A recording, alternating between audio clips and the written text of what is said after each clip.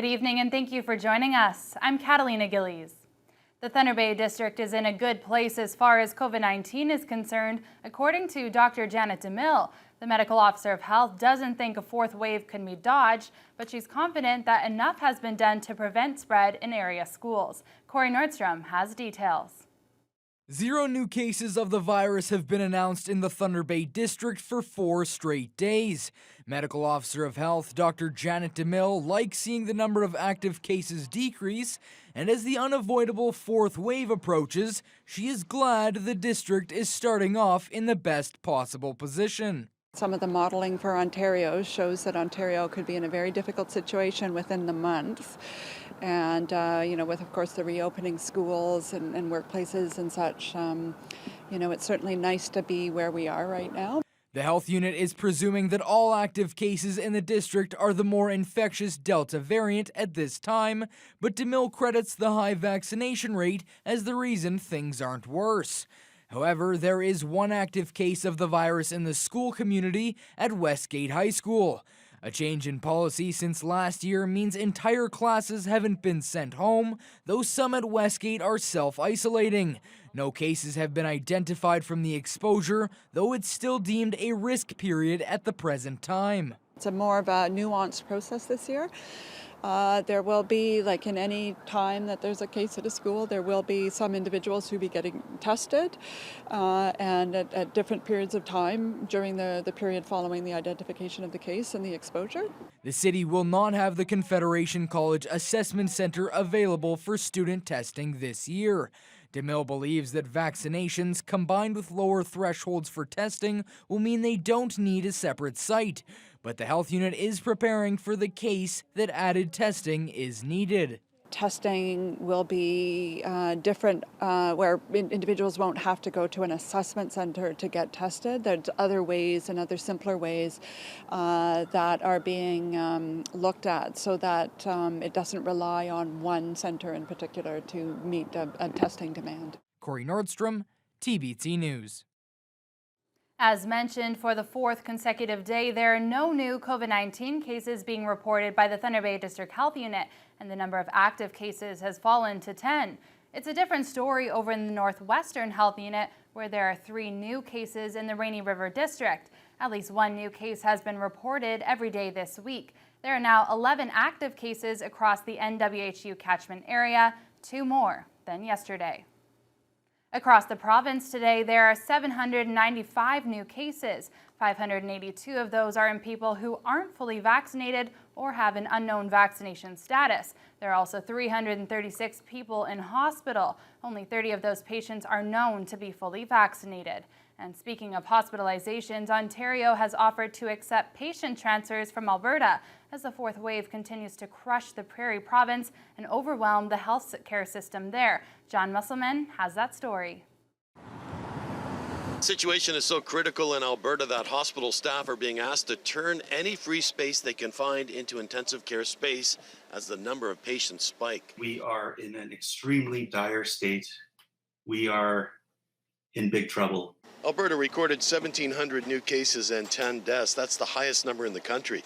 It is now looking to Ontario, which has offered to help with potential patient transfers to ease pressure on the Alberta healthcare system. Minister Elliott? Ontario Health Minister Christine Elliott says the Ford government will do what it can. It may be help in intensive care. Frankly, I think that their intensive care units are very full right now. There may be other requirements that they have as well, but I would expect intensive care assistance would be top of the list. I think we currently have capacity. We really have to help our brothers and our sisters out across the country. Remember, not too long ago, we were in a very similar situation where we had exceeded our capacity and we were calling in for help from outside provinces, and we received that help. In terms of capacity, I mean, we have just over 190 patients in our ICUs with COVID. At our peak in wave 3, we had 891. And we never had to go to formal triage. Alberta has 268 patients in their ICUs and about 1/3 the population. During the second wave, Toronto patients were transferred to other hospitals to prevent ICUs in the GTA from becoming overwhelmed. And back in May, Ontario accepted patients from Manitoba to help that province. People we talked to on the street say they support helping out. They should just help everybody. I think they have to be received somewhere. So I wouldn't disagree. We gotta help everyone we can. Minister Elliott says government officials are dealing with Alberta health officials right now to determine what can be done to help out. A spokesperson for the Thunder Bay Regional Health Sciences Center says our local hospital is prepared with potential plans in place to accept patient transfers from other parts of the country if needed. Officials with the City of Thunder Bay have announced increased spectator capacity at 5 local satellite arenas following an uproar from hockey parents and organizers. But many of those who were upset say the new limits still don't go far enough. Last week, Mayor Bill Morrow and city councilors were swamped with angry emails from the hockey community after it was revealed that Community Services Manager Kelly Robertson was planning to limit the number of spectators to anywhere from 15 to 43 at the satellite arenas. That meant the rinks wouldn't even allow one parent per child on the ice. Morrow says they asked Robertson to reevaluate her numbers, and today she announced the changes to ice users. And trying to see to what extent we could update those limits and allow more people into the spectator areas, but still comply with all these other regulations and the requirements that we have to live within. And so as a result of that work, I'm pleased to report that we were able to increase those guidelines to up to 45 spectators in our indoor satellite arenas.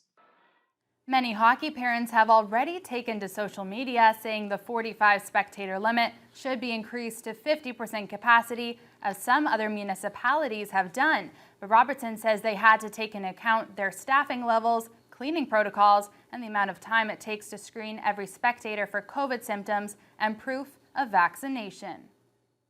City Council on Monday will vote whether or not to adopt a plan to reduce the number of abandoned shopping carts on public property. At-large Councillor Peng Yu first asked for this back in the spring. He says carts left discarded on city streets have become an eyesore. The idea put forward by city staff would require businesses to submit a formal plan to the municipality by May 31st of next year to manage and recover their abandoned carts. Businesses could then be charged fees for not collecting carts in a timely manner. The carts would also have to feature an owner identification label. Councillor Peng Yu believes this is a great way to clean up the city. Let's start now. Start from me, from you, from even the store's parking lot, and everybody deal with that. Let's reduce the abandoned shopping cart. Eventually, maybe eliminate this kind of a bad, like look everywhere. It's harmful, and also it's eyesore. If the plan is adopted on Monday evening, city staff will monitor the progress of the program for up to 3 years and then report back on ways to improve compliance. Thunder Bay Police are investigating a video that's popped up on social media. It appears to show a female youth being attacked by another young female. Police say the incident happened yesterday. They're encouraging people not to share the video in order to help protect the identity of the young victim. They note as well that if charges are laid, sharing the video may also violate the Youth Criminal Justice Act. Anyone with information on the incident is asked to contact the Thunder Bay Police Service or Crime Stoppers. It appears the home construction market in the Thunder Bay area could be on the rebound after a decade of plummeting statistics for new home builds. According to the latest stats from Canada Mortgage and Housing, there were 10 new single-detached homes started in the month of August. That's twice as many as the same month last year. And for the year to date, 68 new single-family homes have gotten underway, compared to just 42 by the same point in 2020. Last year marked a record low for housing construction as the downward trend, which started in 2019, bottomed out with just 94 new single-detached homes in 2020. The current building season has also seen an increase in new duplexes, row housing, and apartment construction compared to last year. The excitement continues to build at Dennis Franklin Cromartie High School leading up to tomorrow's Wake the Giant Music Festival. Today, the school held an event called the DFC Experience, where students got to take part in workshops in a variety of fields. Mitchell Ringos reports. For the final day leading up to the Wake the Giant Music Festival, the kids at DFC got to participate in 9 unique workshops throughout the morning, including gardening, numeracy, journalism, and many more. The students had 2 sessions each in the morning and then got to go on a bus tour of the city to highlight some noteworthy places, ending off at Mount McKay.